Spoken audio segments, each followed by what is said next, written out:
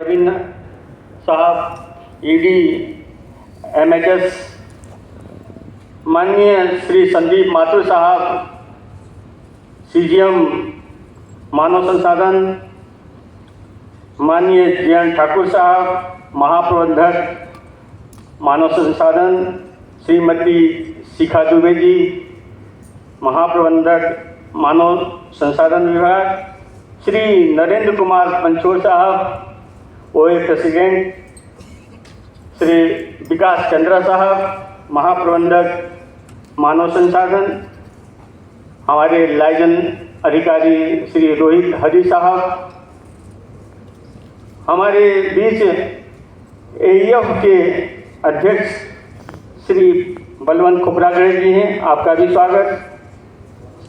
हमारे सलाहकार श्री कमल रंजन साहब जी, हमारे पूर्व जीएम इंचार्ज आदरणीय केसकर साहब, आपका भी सम्मान।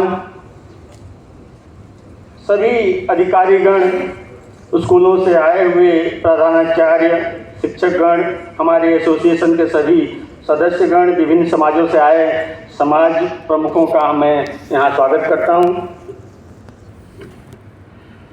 हम सभी जानते हैं कि बाबा साहब अम्बेडकर को भारतीय संविधान के निर्माता के रूप में जाना जाता है। बाबा साहब 14 अप्रैल 1891 को मध्य प्रदेश राज्य के मऊ में पैदा हुए थे।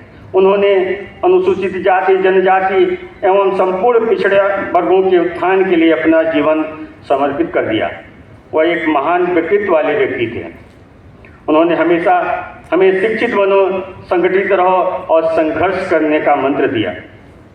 एक महान भारतीय राजनीतिक नेता, इतिहासकार, कानूनविद, दार्शनिक, मानव विज्ञानी, अर्थशास्त्री, व्याख्याता, संपादक, शिक्षक, क्रांतिकारी, प्रभावशाली लेखक और बौद्ध पुनरुत्थानवादी के रूप में उनकी उपलब्धियों और योगदान की प्रशंसा करने के लिए हमारे पास शब्द कम पड़ जाएंगे।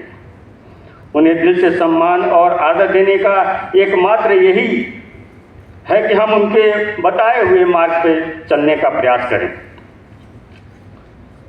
उन्होंने भारत में फैली जाति, वर्ग, लिंग भेद पर विचार किया तथा लोगों को अपने रंग, जाति, धर्म के बावजूद स्वतंत्र रूप से जीवन जीने के लिए प्रेरित किया।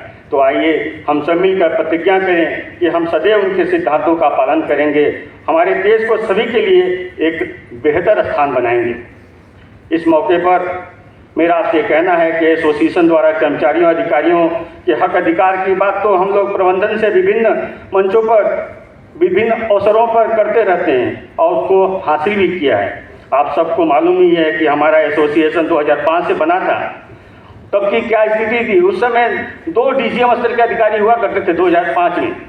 हमारे बीच में हमारे सर्वप्रथम सीजीएम, अभी मेरी नज़र गई है, शायद अब लेट आए हैं, माननीय उमाकांत साहब बैठे हैं, तो मेरे को याद है कि उस समय 2 डीजीएम हुआ करते थे 2005 की बात।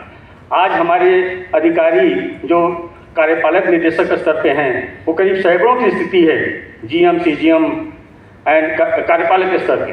तो ये हमारे लिए एसोसिएशन की बहुत बड़ी उपलब्धि है। साथियों, ये उपलब्धि को और आगे ले जाना है।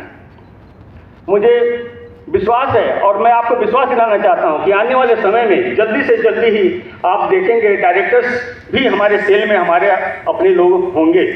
आपको मैं ये विश्वास दिलाता हूँ।